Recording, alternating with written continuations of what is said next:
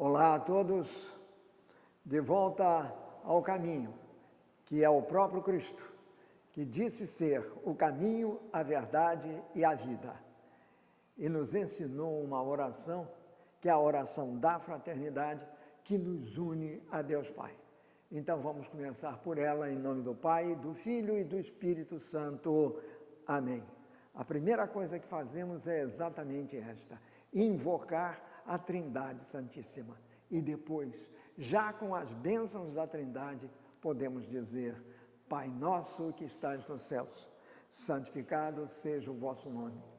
Venha a nós o vosso reino. Seja feita a vossa vontade, assim na terra como no céu.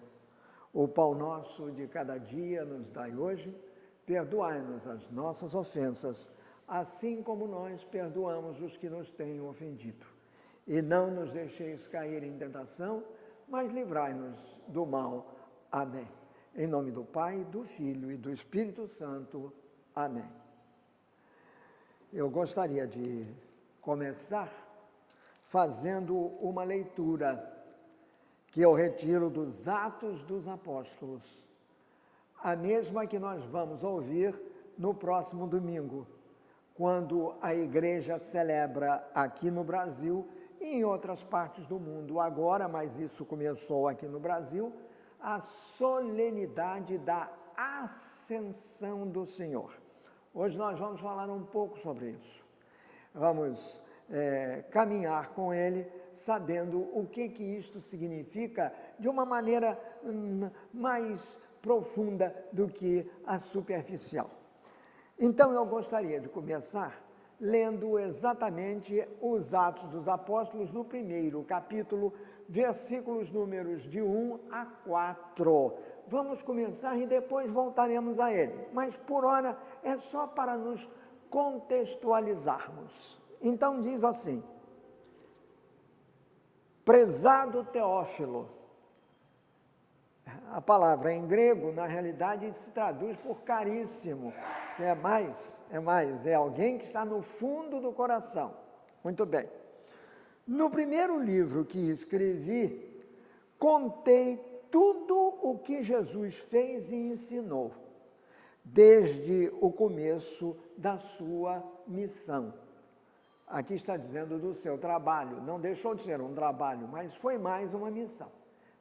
Foi isso, Deus pediu a Jesus que cumprisse uma missão. E ele se colocou inteiramente à disposição de Deus. E levou esta missão até o fim. Foi uma missão de amor. Por isso São João diz que Jesus, tendo amado os seus, amou-os até o fim. Amou-os até o fim, quer dizer, foi à cruz, justamente por amor a nós. Continuando. Até o dia, então, desde o começo da sua missão, até o dia em que ele foi levado para o céu. Foi levado para o céu. Na semana passada, no nosso último encontro, nós falávamos disto. Jesus anunciando aos seus amigos à mesa, não é? Numa ceia, que foi a ceia pascal, a última ceia pascal dele, ele anunciando numa conversa, num bate-papo com os amigos, tão necessário, gostamos muito de conversar com os nossos amigos, ele foi anunciando que ele ia voltar para o Pai. Ele disse: eu vou para o Pai, estou indo para o Pai. Os discípulos não compreenderam. E a minha pergunta hoje em dia é a seguinte: e nós, que somos discípulos, compreendemos? Passados 21 séculos, mas isto é uma outra consideração. Vamos lá, os discípulos não compreenderam, ficaram se entreolhando. O que quer dizer isso, vou? Mas Jesus ele foi anunciando tudo o que ia acontecer. Note bem, isto tudo acontece antes da sua paixão e morte. Portanto, ele já tinha anunciado que o Filho de Deus iria passar por um sofrimento atroz, iria morrer na cruz, iria ser levado à cruz. E aí morreria. É a hora de Jesus.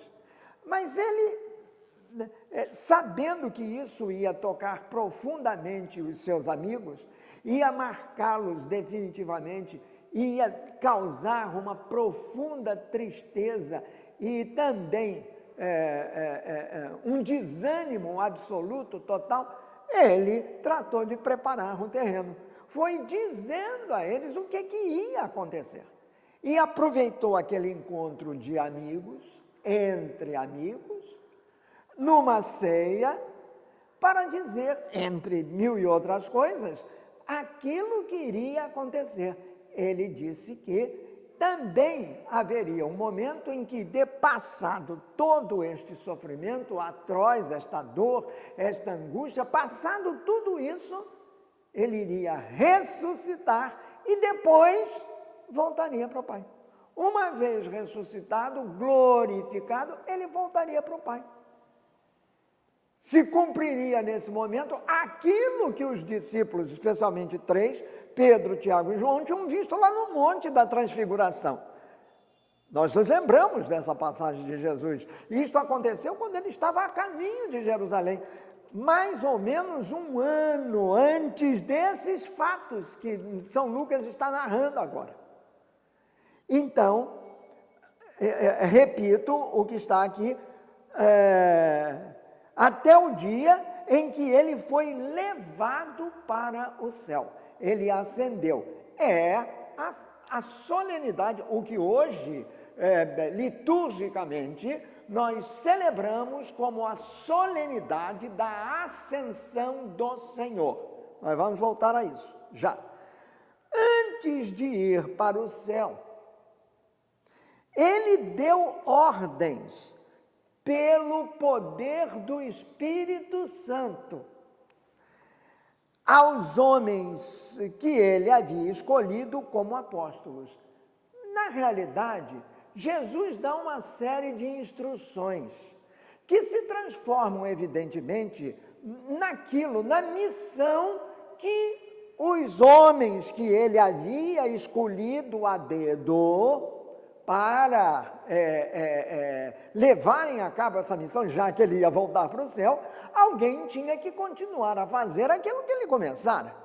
E estas pessoas eram aqueles 11, Judas já não estava mais no grupo, Judas Iscariotes já não estava mais no grupo, então eram aqueles 11 que estavam lá ceando com Jesus, aqueles 11 que ele havia escolhido, que levariam a cabo essa missão. A missão de anunciar a boa nova. E a boa nova é Jesus crucificado, morto e ressuscitado. Essa é a grande nova. E ressuscitado. É o início de uma nova vida, um novo tipo de vida, uma nova dimensão de vida para o ser humano, a partir da ressurreição de Jesus. Este é o ponto essencial deste tempo pascal longo e prolongado para isso, para que a cada dia nós tomássemos cada vez mais consciência de que, com a ressurreição, Jesus inaugura uma nova dimensão do ser humano, porque ser humano era ele também. Ele foi à morte e da morte voltou ressuscitado. Da morte voltou, ou seja, matou a morte, porque ele morreu uma vez para não morrer nunca mais. E como ele nos levou com ele para a cruz, ora, ao ressuscitar, nós também ressuscitamos com ele. Então, esta dimensão, esta nova dimensão do ser humano, que vem com a ressurreição de Jesus, passa para nós também. E nós a recebemos aonde? No batismo. Ao sermos batizados, nós somos colocados no ser, recebemos o ser de Jesus, que nos une ao ser divino, que é o Pai, pelo Espírito Santo. É o Espírito Santo que vai nos conduzir nesse período em que Jesus estará ausente, fisicamente, mas não em espírito, quer dizer, o seu espírito. Por isso ele envia o Espírito Santo. Muito bem, mas então ele deixa, então, depois, aí vem uma explicação de Lucas, no versículo número 3, depois da sua morte, Jesus apareceu aos seus amigos de muitas maneiras, durante 40 dias, provando, sem deixar dúvida alguma, vou repetir, Jesus, depois da sua morte, Jesus apareceu aos seus amigos durante 40 dias, sem deixar dúvida alguma de que estava vivo. Os apóstolos viram Jesus e eles conversavam, e ele conversava com eles a respeito do reino de Deus. Quer dizer, os apóstolos não só viram, aí já são chamados de apóstolos, porque o apóstolo é o mensageiro. O apóstolo significa isso. Mensageiro. Mensageiro é aquele que leva uma mensagem. E que mensagem é essa? É a mensagem da Boa Nova, quer dizer, Jesus ressuscitou. Essa é a Boa Nova. Essa é a boa, é a melhor das novas. Essa é a nova, é a verdade definitiva. Jesus morreu e ressuscitou. Isso é a Boa Nova. Isto é o Evangelho. Evangelho é isso. Significa Boa Nova. E apóstolo é aquele mensageiro da Boa Nova. Como estamos nós batizados, levando a nossa vida? Somos, no curso da vida, quer dizer, das nossas atividades diárias, cumprindo a nossa missão específica, na nossa profissão, em casa, no seio da nossa família, em comunidade, na igreja.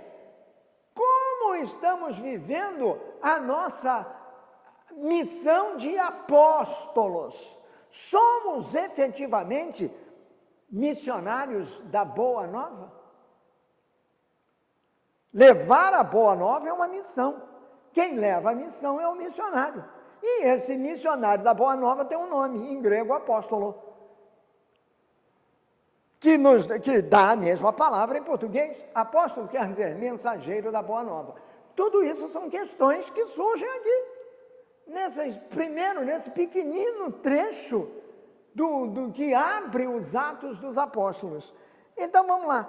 E finalmente, no número 4, um dia, quando estava com os apóstolos, Jesus deu esta ordem: fiquem em Jerusalém e esperem até que o Pai lhes dê o que prometeu, conforme eu disse a vocês. Então, fiquem em Jerusalém. Muito bem.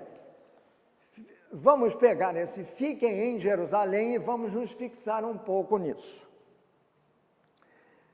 Como eu disse, no próximo domingo, a igreja celebra a solenidade da ascensão de Jesus. Ela é absolutamente essencial no mistério pascal. Então, vamos fazer uma pequena recapitulação das coisas. Nós temos o domingo de Páscoa na ressurreição do Senhor. Páscoa significa passagem. No caso, a Páscoa é a passagem da morte para a vida. Ora, se passou da morte para a vida, Jesus ressuscitou. Por isso é que nós dizemos Páscoa na ressurreição de Jesus. Não é a Páscoa da ressurreição. É a Páscoa na ressurreição de Jesus. Jesus ressuscitou, ou seja, passou. Páscoa passou da morte para a vida. E vida em plenitude, vida eterna. Vida que não acaba mais. Matou a morte.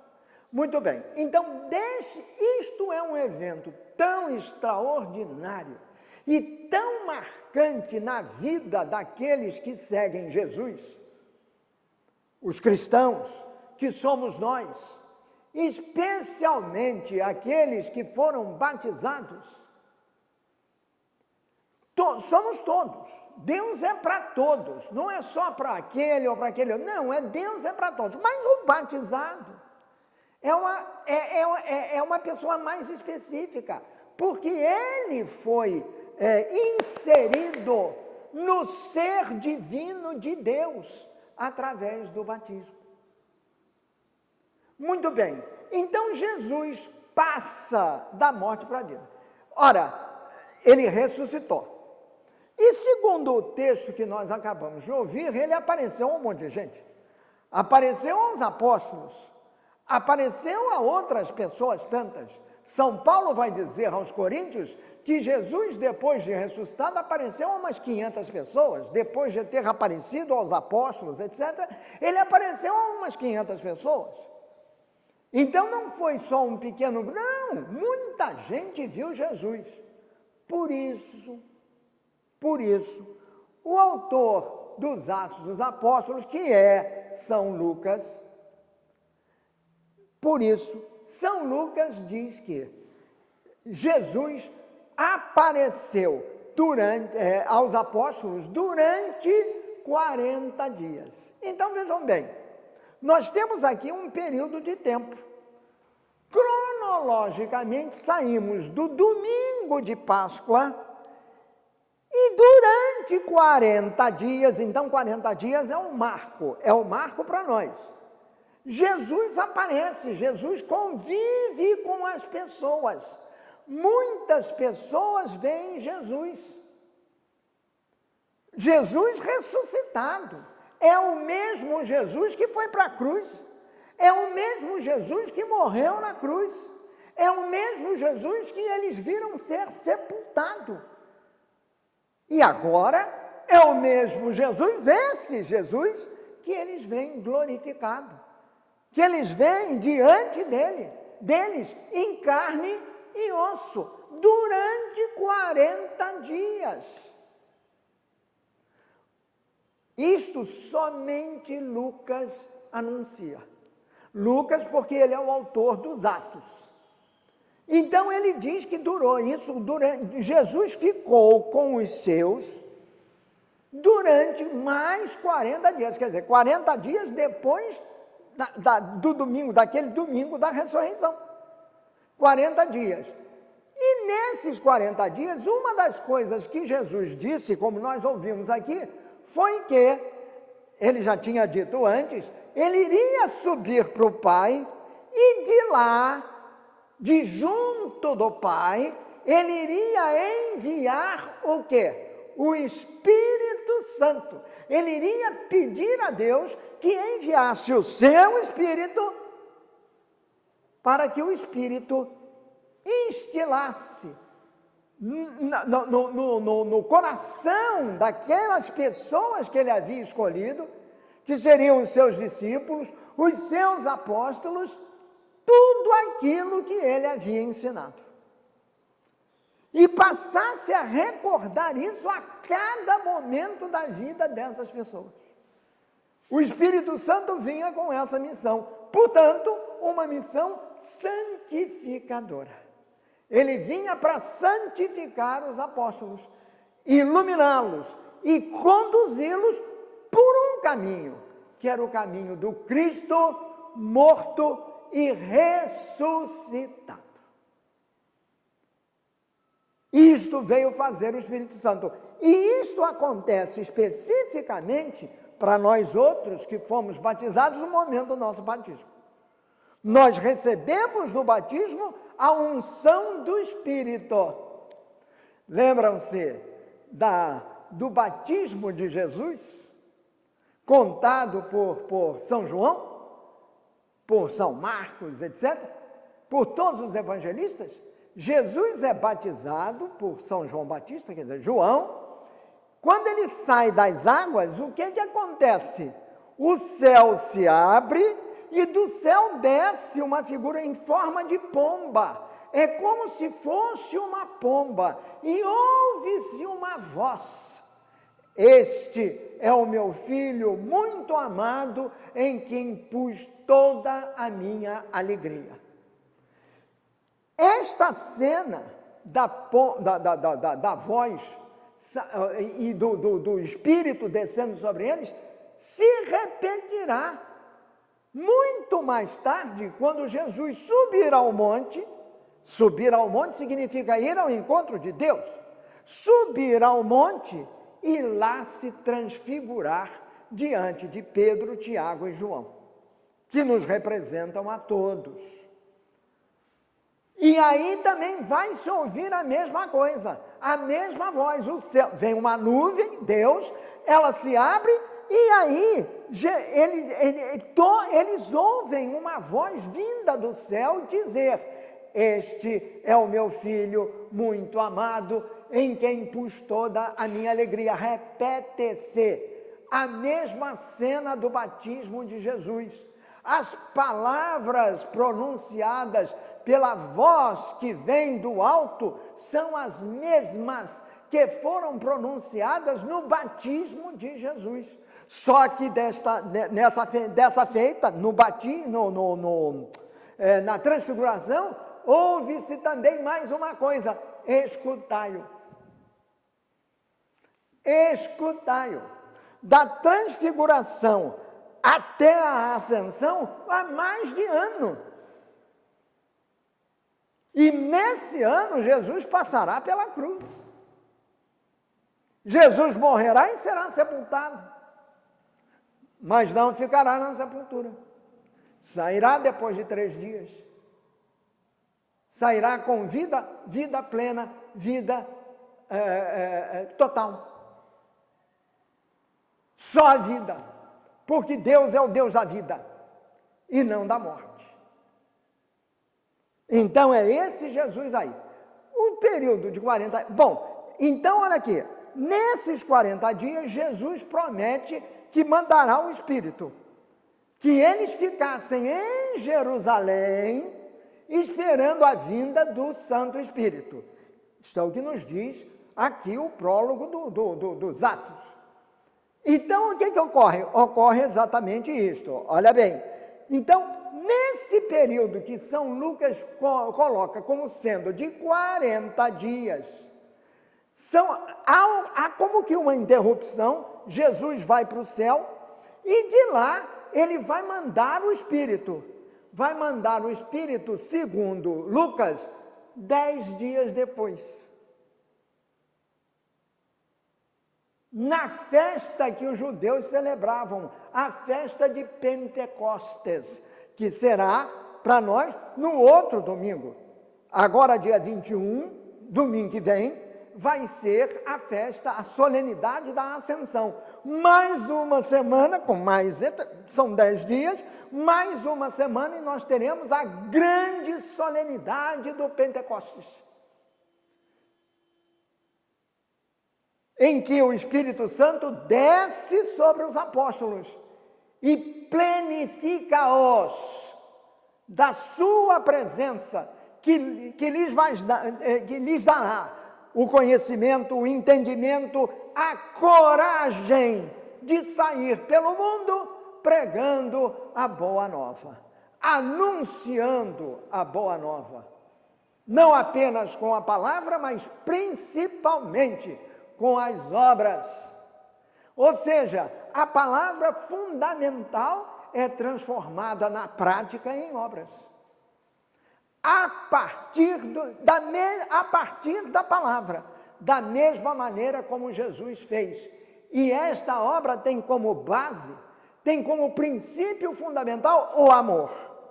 O amor de Deus, que o Papa Francisco chama de a força que nos impele, a força que nos movimenta, Aquilo que nos dá vida é o amor de Deus. A frase específica do Papa Francisco, numa das suas audiências, foi essa: o amor é o motor, o amor de Deus é o motor que nos impele. E quem é que instila esse amor de Deus em nós? O Espírito Santo. A partir da ascensão de Jesus, a partir da sua entrada no céu, quando ele de lá envia o Espírito. Aquilo que nós vamos ver, mas que nós nos recordamos porque todo ano celebramos, não é? Os apóstolos estarão reunidos com Nossa Senhora, quer dizer, com Maria, no cenáculo, aquela sala onde eles comeram a ceia pascal e tiveram aquela conversa com Jesus, essa conversa que você tem ainda há pouco. O Espírito virá na forma de um fogo, de um vento impetuoso, abre as janelas e aquilo entra na forma de línguas de fogo, que pousam sobre cada um deles. Essa língua de fogo é o fogo do amor de Deus. É esse fogo que o Espírito Santo traz. É esse fogo que ele instila nos apóstolos de Jesus. E Nossa Senhora, que está lá, eles estão reunidos. É ali que nasce a igreja. Mas isso é um outro capítulo. Vem mais adiante. É o capítulo do Pentecostes. Isso deixamos para lá, por hora. Muito bem. Então, antes disso, virá o Espírito Santo. Ora, voltemos ao tempo, à cronologia do tempo. Temos o domingo da Páscoa e temos o domingo de Pentecostes. Entre o domingo da Páscoa e o domingo de Pentecostes decorrem 50 dias. Páscoa a Pentecostes, 50 dias. Isto é o que liturgicamente se chama de tempo pascal. É o tempo da Páscoa. É aquele que se estende como um dia único entre o domingo de Páscoa e o domingo de Pentecostes. Entre a Páscoa na ressurreição de Jesus e o Pentecostes, quer dizer, a vinda do Espírito Santo sobre os apóstolos, que completa o ciclo da missão que Jesus tinha se proposto a realizar e que foi realizada. E aí começará um novo ciclo, que é o ciclo da igreja. Porque a igreja nasce naquele dia, no dia de Pentecostes. E nasce abençoada por Deus através do seu Santo Espírito, que ele instila em cada um dos apóstolos para que eles possam cumprir aquela missão de Jesus, que Jesus disse: eu vou mandar para que vocês possam fazer o que vocês têm que fazer. Muito bem, então, agora, entre o domingo da Páscoa e o domingo de Pentecostes, surge então 40 dias depois, portanto 10 dias antes de Pentecostes, esse dia da ascensão do Senhor. Que na realidade foi quinta-feira passada, para dar os 10 dias.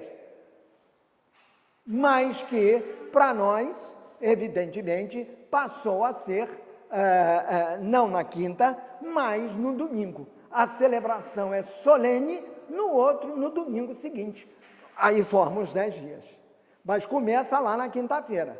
Então vai terminar no outro domingo, que é agora este. Então, domingo que vem, a solenidade do Espírito Santo.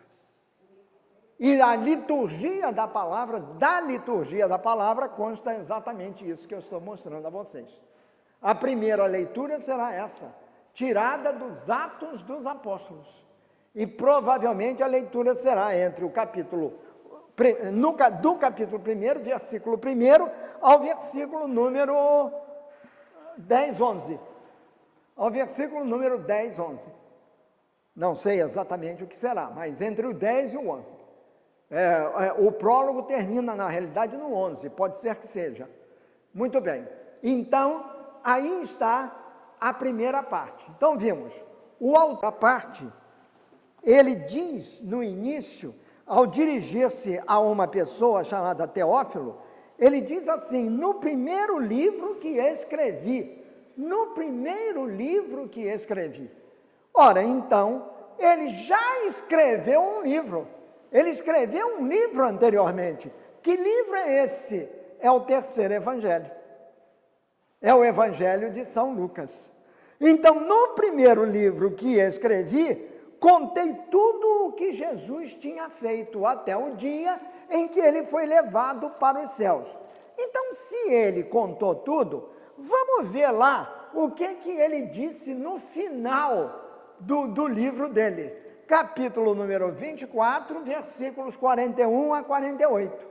Então, vamos lá, em São Lucas, diz assim, antes disso, ele diz assim, eu lhes mandarei o que o meu pai prometeu, já acabamos de ver, eu lhes mandarei o que meu pai prometeu, mas esperem aqui em Jerusalém, até que o poder do alto venha até vocês. Então, Jesus dá uma instrução, por isso eu coloquei aqui, instruções. Ele dá instrução para eles, olha, vocês fiquem aqui em Jerusalém esperando que meu pai faça aquilo que eu prometi a vocês. Mandar o quê? O seu Espírito sobre vocês. Esperem aqui. Muito bem. Aí termina o Evangelho de São Lucas assim. É importante a gente ver isso na contextualização, para a gente emendar com isso que está aqui. Ou melhor, isto que está aqui se emenda a isso que eu vou ler agora. Então, Jesus os levou para fora da cidade até o povoado de Betânia. O que é o povoado de Betânia? Era o lugar onde morava a família do Lázaro. Lázaro, Maria e Marta moravam em Betânia. Então, ali levantou as mãos e os abençoou. Nós não vamos entrar em detalhes acerca disso, só para ler. Então ele foi para Betânia, levanta as mãos, os abençoa. E enquanto os estava abençoando, tudo isso tem um profundo significado teológico, mas nós não vamos entrar nisso agora. Enquanto os estava abençoando, Jesus se afastou deles e foi levado para o céu. Então nós vemos que no final do Evangelho, que é o livro mais importante, no final do Evangelho, São Lucas já nos faz uma narrativa breve de como Jesus foi levado. O que aconteceu naquele momento em que ele foi levado para o céu? Ele abençoou, e enquanto estava abençoando, isso tem um significado teológico, repito, enquanto os estava abençoando, ele foi subindo, mas abençoando. Ele foi levado para o céu. Como parece que isso não ficou muito bem entendido, ou muito bem explícito, São Lucas, mais adiante, vai escrever os Atos. E nos Atos ele vai descrever com mais detalhes como se deu a ascensão. Por isso é lido este prólogo.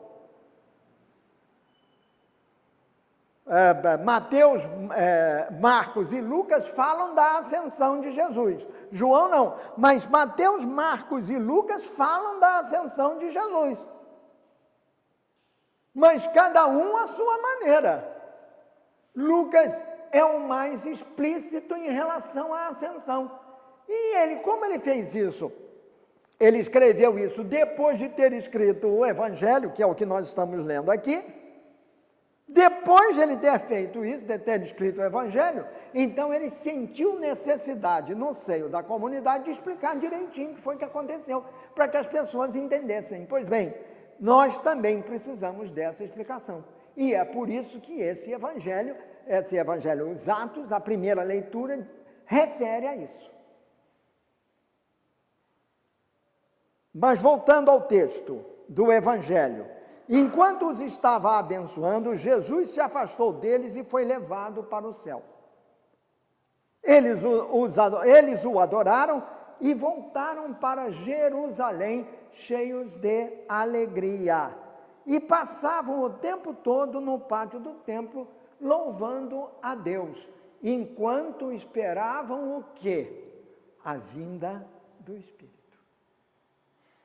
Lucas é muito didático. Mais adiante, na festa, na solenidade de Pentecostes, a pergunta vai ser essa: por que Lucas botou a vinda do Espírito Santo no dia de Pentecostes? Porque Pentecostes não era uma festa cristã, era uma festa judaica.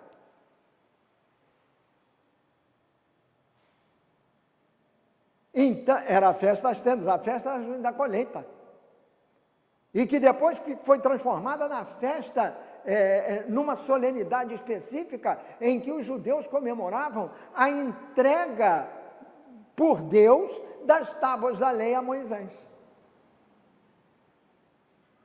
Isso tudo era realizado no dia de Pentecostes. Primeiro era uma festa rural da colheita, marcava-se a primeira colheita, a colheita inaugural. Isso foi durante anos. Mais tarde, isso evoluiu para uma outra coisa, ou seja, a entrega das tábuas da lei a Moisés. Então passou a ser uma festa religiosa mesmo. Antes era uma festa rural, depois passou a ser uma festa religiosa, com um sentido diferente. Pois Lucas escolhe exatamente essa festa, no dia que os judeus estavam comemorando o Pentecostes, para aí colocar também o Pentecostes cristão, que seria o Pentecostes cristão que nós celebramos hoje. Mas para nós, o Pentecostes é a vinda do Espírito Santo sobre os apóstolos, porque foi isso que Jesus disse que iria acontecer. Então, o Evangelho de São Lucas, ele termina dessa maneira. E por isso, nos Atos dos Apóstolos, como nós acabamos de ver, Lucas começa dizendo assim: no primeiro livro que eu escrevi, que foi aqui, esse que nós acabamos de ler, essa passagem, contei tudo o que Jesus fez e ensinou, é o Evangelho, é a missão de Jesus, desde o começo do seu trabalho até o dia em que ele foi elevado aos céus. Quer dizer, Lucas fala exatamente isso. Ele acompanha Jesus na sua missão apostólica, na sua missão de enviado do Pai, na sua missão salvífica. Ele acompanha Jesus nessa missão até o dia em que ele volta para Deus. E coloca, ao voltar para Deus, diz que vai mandar o Espírito Santo sobre aqueles que foram encarregados por ele de continuarem a missão. A missão não acabou. A missão é exatamente levar o povo a ser parte do reino de Deus, que Jesus veio e instalou na terra. Agora, precisa se desenvolver. O reino de Deus não é uma coisa estática, não é uma localização geográfica. O reino de Deus é uma atitude de vida, vida cristã, obviamente, e está sempre em pleno desenvolvimento, portanto não é estático, é dinâmico. E como a igreja é repositória desta mensagem, e mais, como nós outros batizados formamos a igreja, então não podemos ser uma igreja estática. Temos que ser, como diz o Papa Francisco, uma igreja em saída. E além de ser uma igreja em saída, ainda dentro de uma expressão bem moderna, usada já desde o ano passado e continuando insistentemente neste ano e provavelmente pelo ano seguinte, uma igreja sinodal. Quer dizer, uma igreja unida que caminha em saída junto. A igreja tem que caminhar junto, todos nós temos que caminhar juntos. Porque a igreja é uma unidade que nos é dada pela força do Espírito Santo. É ele que nos conduz à unidade. E a unidade tem por base o quê? A mensagem de salvação que Jesus veio trazer. e pela qual ele morreu na cruz. Entregou o seu corpo e derramou o seu sangue. E é nisto, é do corpo de Jesus que nos alimentamos, e é no sangue de Jesus que somos verdadeiramente batizados. Sangue é vermelho, o Espírito Santo, que é a expressão maior do amor de Deus por nós, o Espírito Santo que vem como o Deus de amor nos unir, ele vem como língua de fogo, daí o vermelho dos paramentos. O padre vai usar um paramento vermelho nesse dia. Ele representa esse amor de Deus, que está sendo sempre atiçado, não morre nunca. Às vezes enfraquece porque nós é que temos que manifestar esse amor, e nós nos esquecemos disso. Mas Deus não se esquece, e Ele está sempre dentro de nós. Porque Jesus se doou como alimento para nós, é a Eucaristia. Vejam como está tudo entrelaçado. Porque logo depois do Espírito Santo nós vamos celebrar o quê? É outra grande solenidade, o Corpus Christi, quer dizer, o corpo de Deus.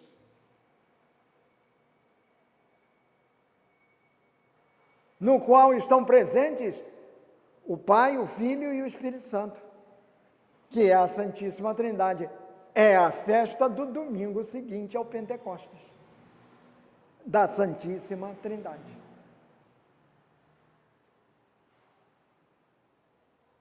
Então, tudo isso serve para nos unir, ou deve servir para nos unir. Muito bem.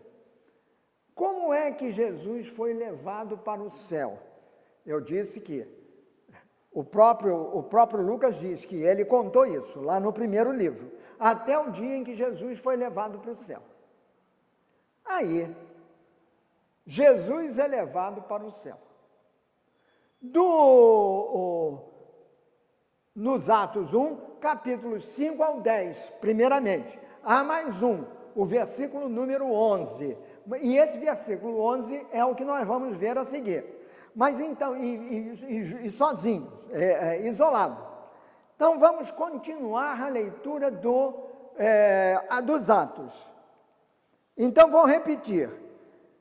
Fiquem em Jerusalém e esperem até que o Pai lhes dê o que prometeu, conforme eu disse a vocês. O que o Pai prometeu? Enviar o Espírito Santo. Jesus tinha dito isso a eles na ceia.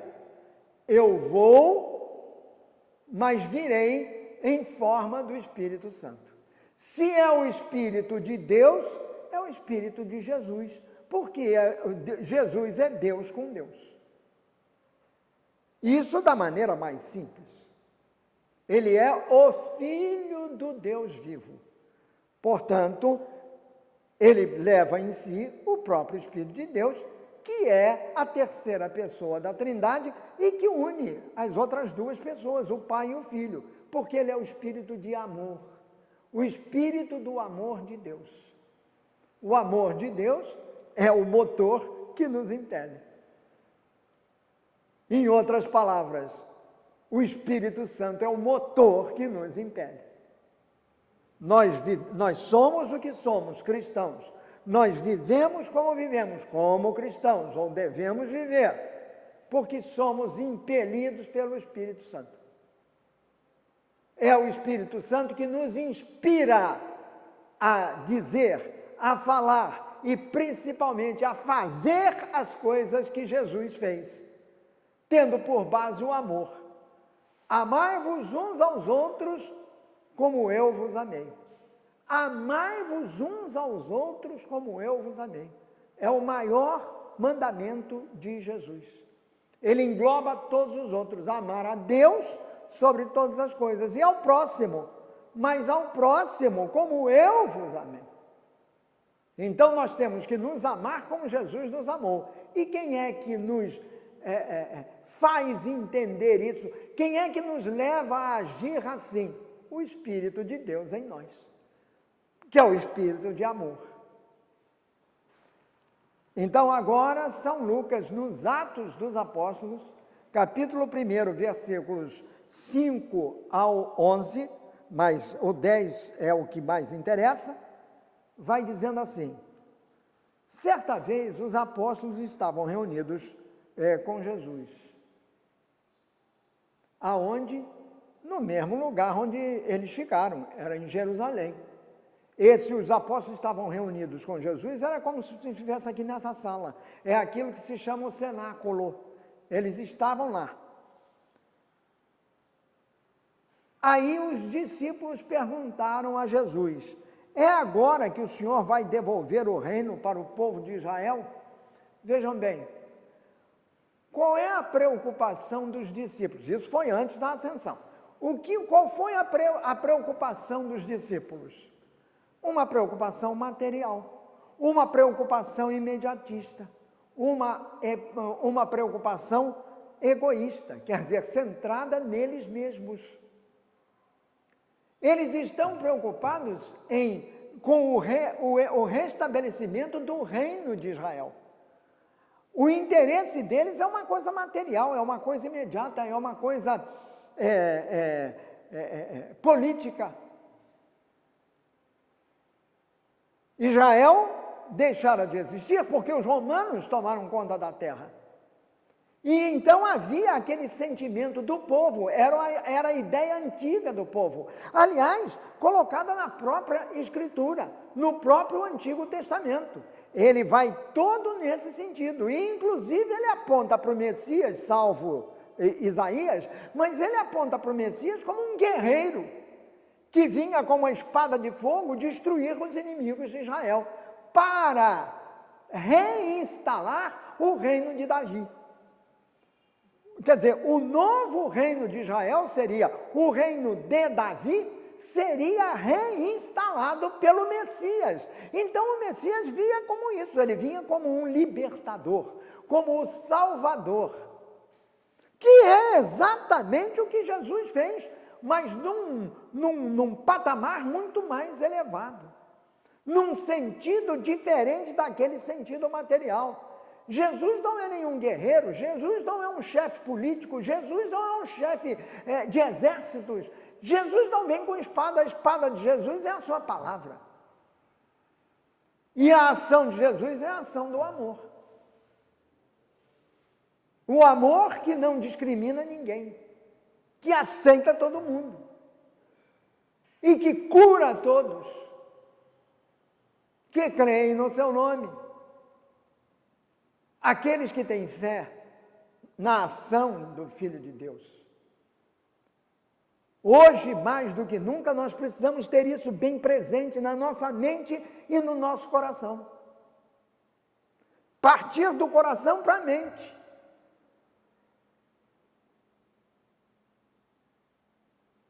Descobrir Jesus verdadeiramente em nós. E o Jesus verdadeiramente em nós é o verdadeiro Jesus.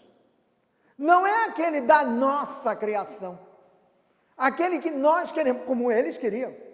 Os apóstolos inicialmente queriam esse tipo de Jesus, um guerreiro que viesse montado num cavalo, provavelmente branco, com uma espada de fogo na mão, para matar todos os inimigos que estavam na frente dele. Isso está lá. Aliás, Salmo número 2, isso está bem grande no Salmo número 2, logo de cara. Mas há também os profetas Ezequiel, Baruque, os mais antigos profetas, salvo Isaías.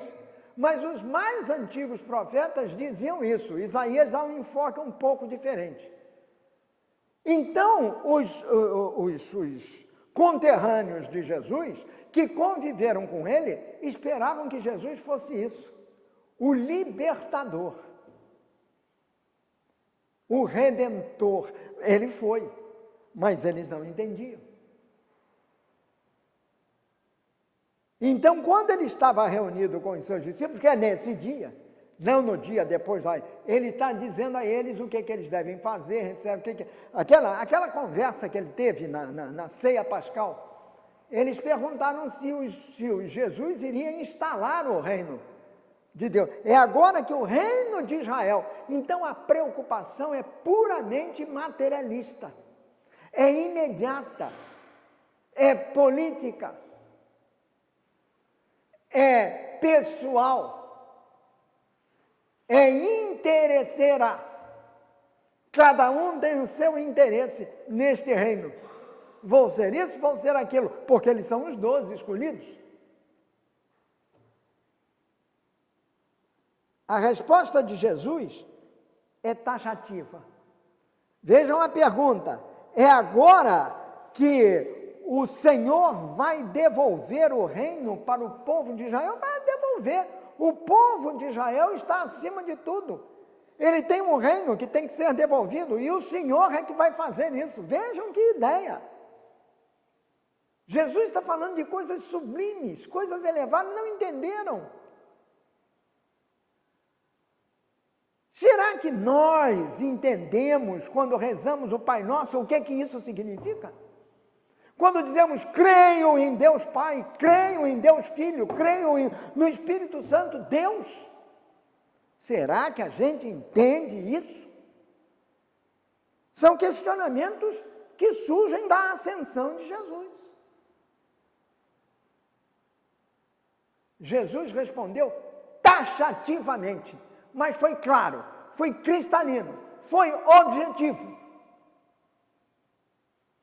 De uma clareza vacum, campesina. Ele diz assim: não cabe a vocês saber a ocasião ou o dia que o Pai marcou com sua própria autoridade. Jesus está sendo muito paciente, como sempre. É ele que fala, não, provavelmente, mas ele é taxativo. E porque ele é taxativo, eu estou sendo mais enfático também, ao ler a passagem. Acho que ela devia ser lida assim. Não cabe a vocês, ou seja, vocês se preocupam muito com as coisas futuras e esquecem as coisas do agora, do aqui e agora. Onde é que nós estamos vivendo? Nós estamos vivendo aqui. Em que tempo? Nesse nosso tempo. Se nós ficarmos ocupados com o que vai acontecer no futuro, a começar por amanhã, aí nós nos preocupamos. Quer dizer, vamos ter que nos ocupar disto lá adiante. Mas antes que ocorra, a gente já está se ocupando. Então nos ocupamos 2 vezes. E deixamos de fazer aquilo que temos que fazer aqui e agora.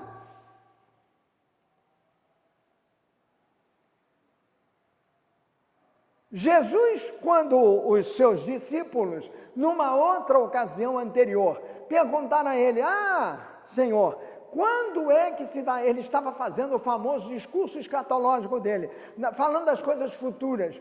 Quando é que isso vai acontecer? Quando é que o mundo vai acabar? Aí Jesus olhou para ele e disse assim: ora, não sei. Ele é Deus com Deus. Aí ele diz assim: não sei. Nem interessa. Ele não disse assim, por favor. Quem está falando dessa maneira sou eu. Ele diz: não sei. Isto é uma coisa que só o Pai sabe.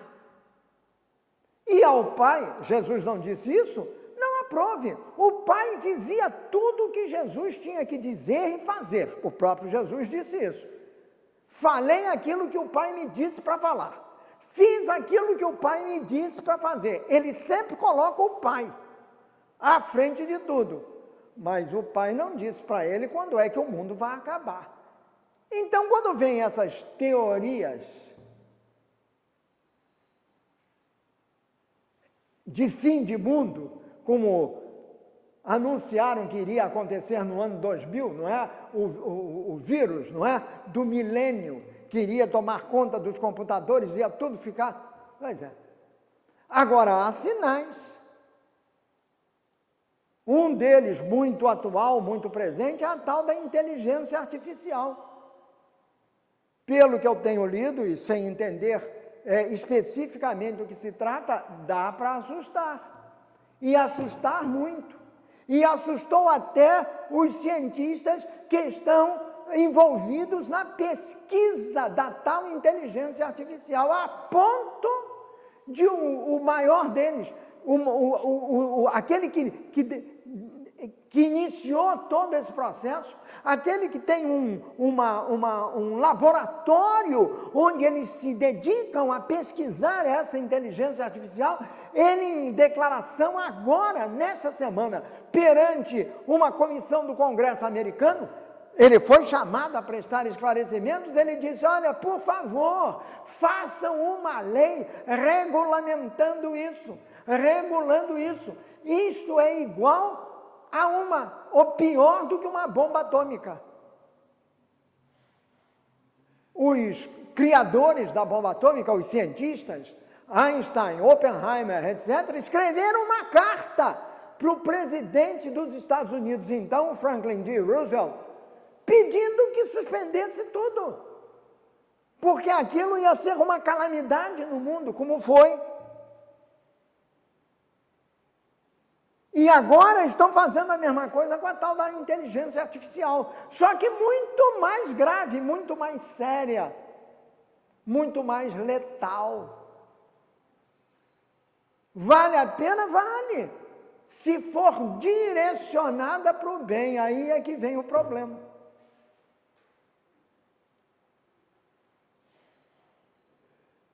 Ela está escapando do controle humano. Há um antigo filme chamado 2001, Uma Odisseia no Espaço, em que se trata em que há uma batalha no espaço sideral, no interior de uma nave, entre o astronauta e o computador. Porque o computador já estava no comando de tudo. Já tinha dominado o astronauta, mas acaba perdendo a batalha. Mas já aí, uma coisa antiquíssima, já se previa o que vinha à frente. Mas há outras bombas, e só preciso falar de uma, porque nós sentimos isso todo dia. A bomba climática. Essa está na pele, está na carne. Nós estamos sofrendo com isso. E vai piorar.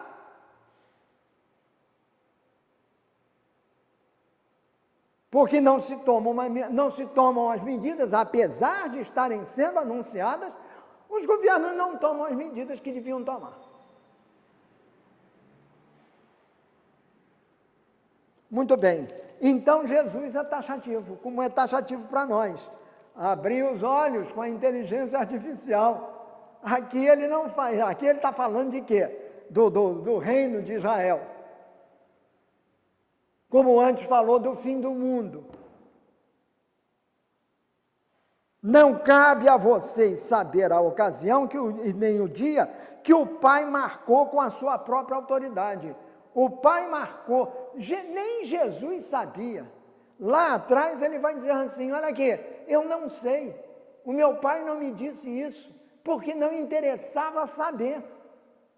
O que ele me disse para passar para vocês, e isso ele não me disse. Então não interessa, então nem o filho sabe. Como é que vocês vão querer saber? Isso só o Pai sabe. Então deixemos a Deus o que é de Deus. E vamos tratar de cumprir a nossa missão. Porém, há sempre isso. Ele dá essa primeira instrução. Aí logo corta, ele é taxativo, não interessa saber do futuro, interessa do aqui e agora. Aí vem a promessa de Jesus. Quando o Espírito Santo descer sobre vocês, olha aí, no Pentecostes, quando o Espírito Santo descer sobre vocês, vocês receberão poder e serão minhas testemunhas. Missão. Então você tem a promessa da vinda do Espírito Santo.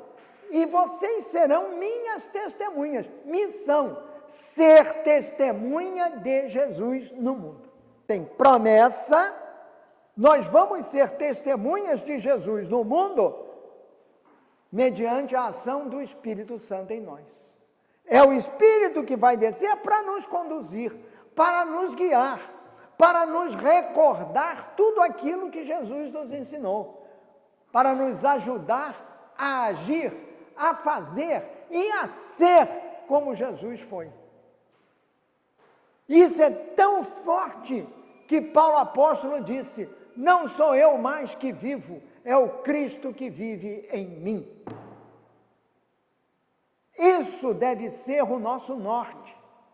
Permitir que Cristo viva em nós, para que nós sejamos outro Cristo, o mesmo Cristo, para os nossos irmãos, com os nossos irmãos. Vocês receberão o poder do Espírito Santo. Ele é que vai guiá-los. Claro, se vocês se abrirem a Ele. Se você não se abre a Jesus, Jesus não vem. Ele está ali do lado. Ele quer entrar, mas Ele está esperando que você abra uma frestinha do seu coração para Ele entrar.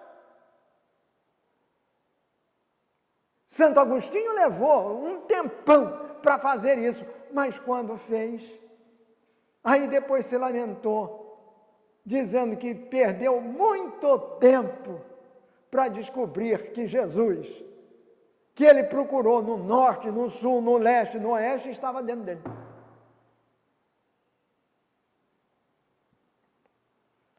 Quando o Espírito Santo descer sobre vocês, vocês receberão poder e serão minhas testemunhas, aí em Jerusalém. Já repararam que a palavra Jerusalém aparece repetidas vezes? Porque esse foi um objetivo de Lucas em todo o seu evangelho. O evangelho de Lucas, que é o terceiro evangelho, ele é a representação, digamos assim, a narrativa da viagem que Jesus fez da Galiléia para a Judéia. Da terra onde ele viveu, Nazaré, até Jerusalém. Levou 3 anos para fazer isso. E aí acontece todo o evangelho, tudo aquilo que São Lucas narra. Mas o objetivo de Lucas em relação a Jesus é levá-lo de Nazaré, onde começa o evangelho, na sinagoga de Nazaré, capítulo número 4, até esse capítulo 24, em que ele diz para ficar em Jerusalém. Por quê? Porque Jerusalém era o máximo, era o marco de tudo. Por isso também Lucas coloca a terceira tentação de Jesus no topo do templo, enquanto Mateus coloca no topo do monte. O que é mais lógico? Mas Lucas dá uma ênfase muito grande a Jerusalém, que é a cidade de Deus. Então é em Jerusalém que tudo acontece. Então ele mostra a caminhada de Jesus para Jerusalém. Ora, no fim, Jesus vai dizer aos seus discípulos o que? Fiquem em Jerusalém. Na cabeça de Lucas, para a comunidade que se reunia com Lucas e no tempo de Lucas, a comunidade que Lucas, cujas ideias Lucas retrata na narrativa que ele faz no Evangelho, a comunidade que pensava nisso, era tudo Jerusalém. Era o mais importante, era estar em Jerusalém. Em Jerusalém aconteceram os principais momentos da vida de Jesus, a sua morte e a sua ressurreição. Então, é ali que também vai descer o Santo Espírito. É dali que Jesus se eleva aos céus. E ele sobe num monte para se elevar, porque o monte quer dizer proximidade com Deus. Então ele vai direto para Deus. E aí ele conta, dá essa missão, levar a boa nova, quer dizer, pregar o evangelho em todo o mundo, em toda a terra. Ele diz assim, partindo de Jerusalém, ide a toda a Judéia, a Samaria e até nos lugares mais distantes da terra. É isso que fará também, essa ideia é que fará também São Mateus, no finzinho do seu evangelho, que será proclamado no próximo domingo, São Mateus dizer assim, capítulo número 28, versículo número 20. Ensinai o mundo inteiro a obedecer tudo o que tenho ordenado a vocês. Ou seja, levai ao mundo a minha mensagem, implantai o reino no mundo, e que todos obedeçam a isto tudo que eu disse para vocês. E lembrem-se disso. Assim termina o Evangelho de Mateus. É diferente do de Lucas. E lembrem-se disso. Eu estou com vocês todos os dias, até o fim dos tempos. Por que a tradução está no presente e não no futuro, já que ele está falando das coisas futuras? Ele diria, eu estarei com vocês, é uma maneira de dizer. Mas não, aqui a ênfase é no seguinte, é futuro, eu estarei com vocês todos os dias. Não, eu estou, porque se é todos os dias, é hoje, é amanhã, foi ontem, todos os dias. A presença de Jesus não é só uma presença física, não é como se fosse um hábito. Jesus quer habitualmente estar conosco. Ele não deixa para amanhã, como não deixou de fazer ontem. Ele faz hoje. Aquilo que eu disse antes, hic et nunc, em latim, aqui e agora. Não se preocupem com amanhã. Então está consoante a que Jesus tinha dito. Então vejam bem, o que nós vamos ouvir no domingo é uma coisa diferente dessa do final de Lucas, que eu só estou colocando por causa da primeira leitura. Os apóstolos, portanto, recebem de Jesus essa missão de ir embora. Aí Jesus vai subindo e some numa nuvem. O que fazem os apóstolos? Ficam aparvalhados olhando para cima. Não andam. Jesus tinha dito, movimento, a igreja é dinâmica. Jesus não parou na Samaria, não parou na Galileia. Jesus estava em permanente, em contínua caminhada. Isso a igreja deve fazer. E a igreja somos nós. Quer dizer, eu devo fazer, mas como é que eu vou fazer? Eu vou sair daqui, vou lá para não ser... Não vai para lado nenhum. E muito menos para o Largo da Carioca com o megafone. A falar besteira. Agora também não tem muita gente para ouvir não, porque aquilo está vazio. Não, é no nosso dia a dia. É você com você mesmo, ou melhor, eu comigo mesmo. Quando eu estiver em casa, eu tiro um momento para estar ao lado de Deus. Para estar e ao lado de Deus significa em oração.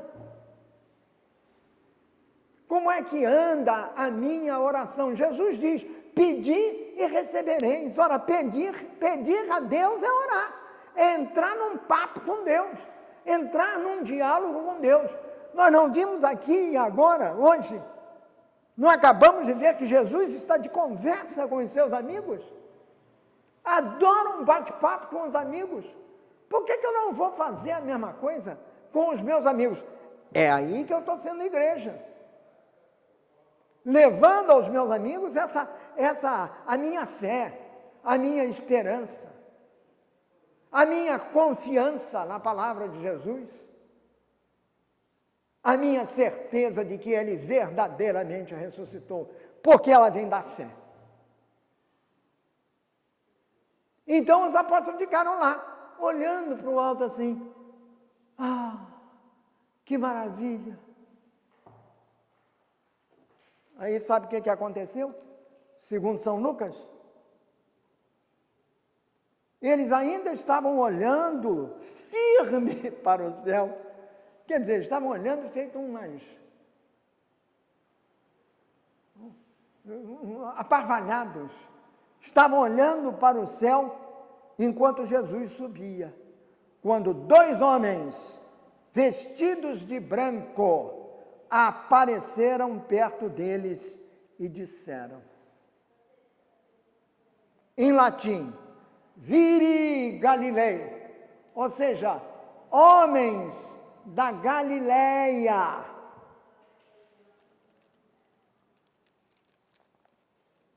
Por que é que vocês estão olhando para o céu? Esse Jesus que estava com vocês e que foi levado para o céu, voltará do mesmo modo que vocês o viram subir, no fim dos tempos. Não se sabe exatamente quando será, nem Jesus soube dizer. Mas Jesus volta, hoje e agora, em você. Jesus precisa de você, precisa de mim. Jesus quer que você, e quer que eu também, em primeiro lugar, façamos aquilo que Ele nos disse para fazer. Fundados na lei maior, a lei do amor. Vou sair pelo mundo, pela Jerusalém, pela Samaria, pela Judéia, para levar a notícia do reino, a notícia de que o reino já foi instalado e que ele está dentro de nós. Mas como nem todo mundo sabe disso, vamos mostrar a essas pessoas. Não apenas pela palavra, sim, pela palavra que é fundamental, mas pela palavra em movimento, pela palavra dinâmica, em outras palavras, pelas ações que nascem da palavra. A palavra é o próprio Cristo, que nós levamos dentro de nós. Então, quando os homens, são os anjos, dizem, homens da Galileia, por que vocês ficam aí olhando para o alto? Nada disso, está na hora de levantar, está na hora de sair, está na hora de agir. Igreja em saída. Igreja sinodal, quer dizer, unida. Está na hora de levar ao mundo esta notícia maravilhosa. O Senhor verdadeiramente ressuscitou. Foi para o céu. Está sentado à direita do Pai. E de lá enviou-nos. E nos envia diariamente o seu Santo Espírito. Porque Ele quer ficar em nós, com o Pai e o Espírito Santo. Porque Ele quer que nós sejamos a expressão da Trindade Santíssima em nós. Por isso Ele disse, num determinado momento, com o que nós terminamos a nossa caminhada de hoje. Vocês são a luz do mundo. Vocês são o sal da terra. Somos a luz e o sal, porque o Espírito Santo habita em nós. E o Espírito Santo veio a partir do momento em que, segundo Lucas, Jesus foi para o céu. E de lá nos mandou o seu Santo Espírito. Para que corajosamente nós pudéssemos levar a boa notícia da salvação para todas as pessoas do mundo. Como já disse, nós não vamos daqui para a Mauritânia. Nós vamos ter que fazer isto aqui onde nós estamos. Quando nós assistimos à missa, nós devemos ser a expressão da boa notícia da salvação para aquela pessoa que está do meu lado e que eu nem conheço, cujo nome eu nunca ouvi, mas está ali como um irmão, uma irmã meus.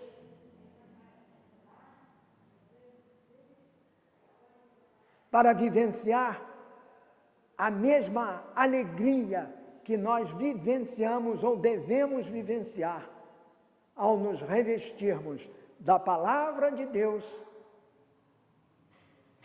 e ao nos alimentarmos do verdadeiro pão da vida, do pão vivo descido do céu, que se concentra na Sagrada Eucaristia. O pão da palavra e o pão eucarístico. Isso junto, abençoado pelo Espírito Santo, faz de nós os discípulos que não ficam olhando para o alto, mas os discípulos que saem para dizer com alegria: eu creio no Pai, no Filho e no Espírito Santo. Eu creio que verdadeiramente o Senhor Jesus ressuscitou, apareceu a Simão e aparece em mim também, porque eu projeto a sua imagem nos nossos irmãos, pela minha ação. A maior e mais perfeita discípula da palavra, quer dizer, de Jesus, foi sua mãe, Maria. Façamos o mesmo, como Nossa Senhora nos ensinou a fazer, ou seja, fazei tudo o que ele vos disser. Ela disse em Caná da Galileia, naquelas bodas. Vem aí uma outra comemoração de Nossa Senhora, no dia 31, a festa da visitação de Nossa Senhora, quando ela foi visitar a sua prima Isabel, que esperava João Batista. E Isabel, movida pelo Espírito Santo, ela vai dizer de Maria que ela é bendita, ou seja, abençoada. Ela é feliz entre todas as mulheres por um motivo, porque ela acreditou.